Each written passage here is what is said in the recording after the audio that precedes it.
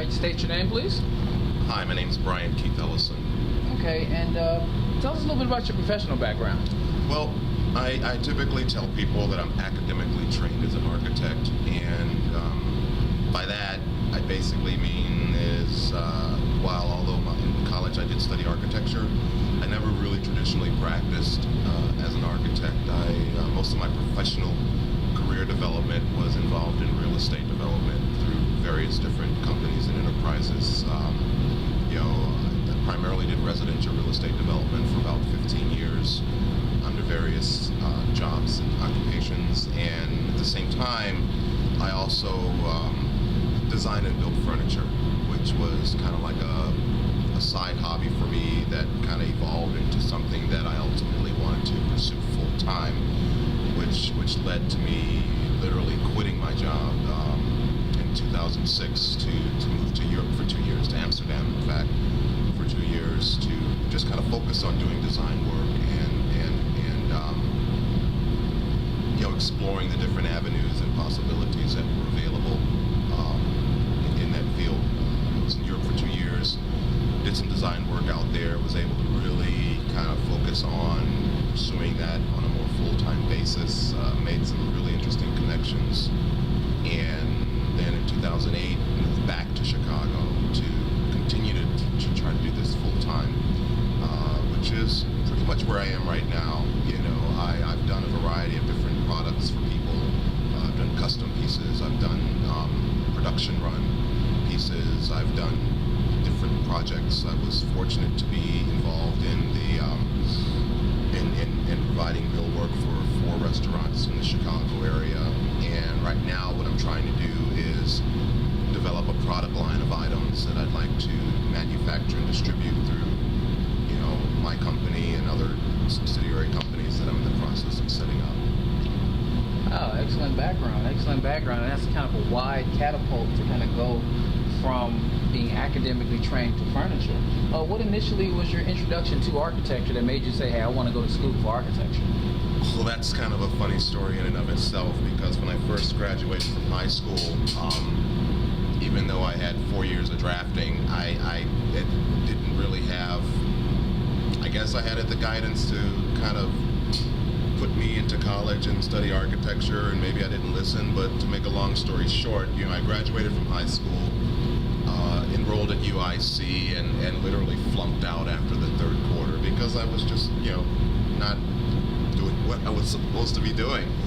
And that was back in 1980, 1981. I was at UIC, flunked out, and then I worked for about 4 years. I was a mail clerk at the Amico building downtown, and during that time I slowly just started getting the realization that maybe I should study architecture. Tried getting back into UIC in 1984, but couldn't because my grades were so screwed up.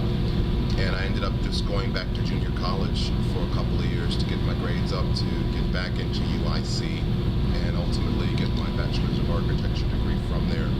But, to answer the basis of your question, it was in high school. I had 4 years of drafting in high school, and, I enjoyed it. It was something I really enjoyed doing. I enjoyed drawing. I enjoyed putting things together. I enjoyed making stuff. I've always been kind of a tinkerer and drawer and creator of sorts.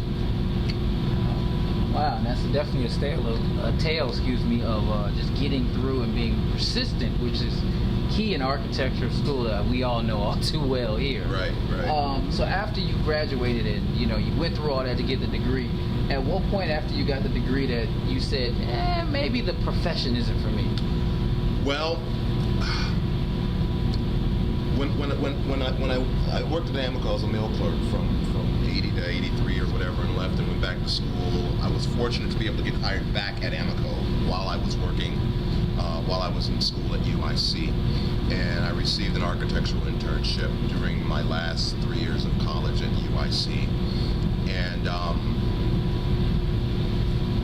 as a project manager, doing project management, architecturally related work in the Amico building, I was making more money than graduates, coming out of school.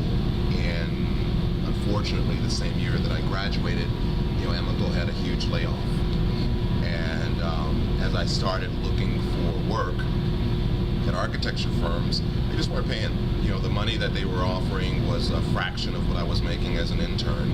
And it was at that point I decided not to really, pursue the traditional practice of an architect, but just kind of follow the project management route as it relates to both construction and real estate development. Wow, makes sense. And I think ironically you went through that problem then, and I see it's happening again now in the profession where a lot of people are deviating and going other ways where, like you said, they can make more money in other industries as an intern than even some licensed architects, which Right. now, at the end of the day, people want to love what they're doing, but people have bills to pay as well. And in your professional evolution, if you will, going from architecture school to real estate to furniture design now, if you could do it differently, would you? I probably would have studied industrial design. At the time, even when I started in architecture, I had no idea what industrial design was. I had heard of it. I didn't really know what it was, but as I started, as I was going through school, their studios were in the same building as the architecture studios, and I was able to find out a little bit more about it. But I think that if I were to do it over again, I probably would have studied industrial design. Wow, makes sense. And lastly, you have your furniture collection coming up in some of your pieces.